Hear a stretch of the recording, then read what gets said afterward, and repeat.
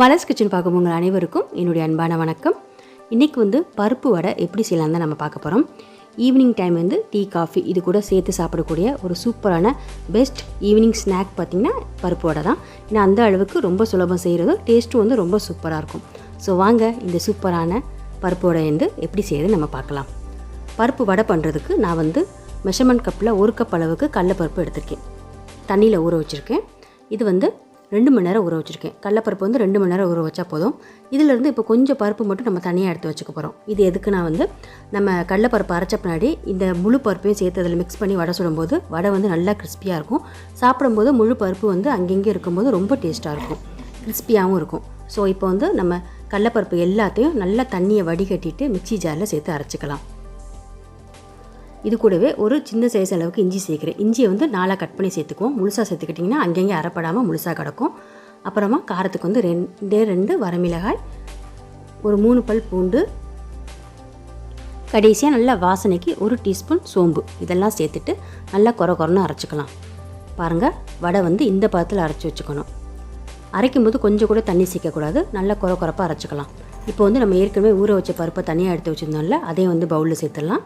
அப்புறமா நம்ம அரைச்ச கடலைப்பருப்பு விழுதையும் இதில் சேர்த்துடலாம். இப்போ இதில் 2 பெரிய வெங்காயத்தை பொடியாக கட் பண்ணி இதில் சேர்க்குறேன்.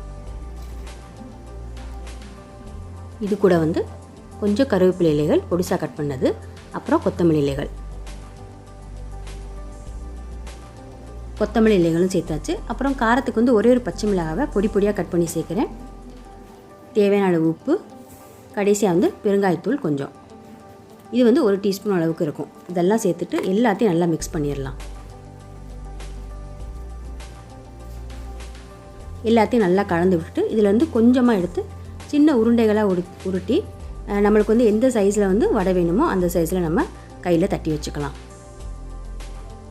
ஸோ இந்த வடை வந்து ரொம்ப ஹெல்த்தியானது கூட, கடலைப்பருப்பு சேர்க்கறனால குழந்தைங்களாம் வந்து ரொம்ப விரும்பி சாப்பிடுவாங்க. ஸோ இந்த மாதிரி தட்டி வச்சுக்கலாம். இப்போ வந்து எல்லா வடையும் ரெடியாக இருக்குது. இப்போ எண்ணெயில் போட்டு நம்ம பொரிச்சிடலாம். அதுக்கு வந்து கடாயில் வந்து தேவையான அளவு வடையை பொரிக்கிறதுக்கு எண்ணெய் சேர்த்துருக்கேன்.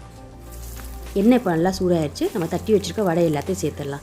வடை சேர்த்த உடனே ஸ்டவ்வை வந்து மிதமான தீயிலே வச்சுக்கலாம். ரொம்ப ஹை ஃப்ளேமில் இருந்தால் வடையெல்லாம் கருகி போயிடும், உள்ளெல்லாம் வேகாது, மேலே மட்டும் நல்லா கலராக இருக்கும். அதனால் மிதமான தீயிலே வச்சு 2 பக்கமும் பொன்னிறமாக வர்ற வரைக்கும் திருப்பி போட்டு எடுத்துக்கலாம்.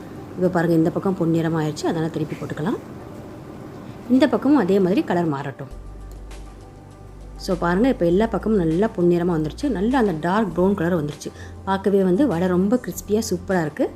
ஸோ எடுத்துடலாம். இவ்வளோதாங்க சூப்பரான பருப்பு வடை. ரொம்ப ஈஸியாக சீக்கிரமே செஞ்சாச்சு.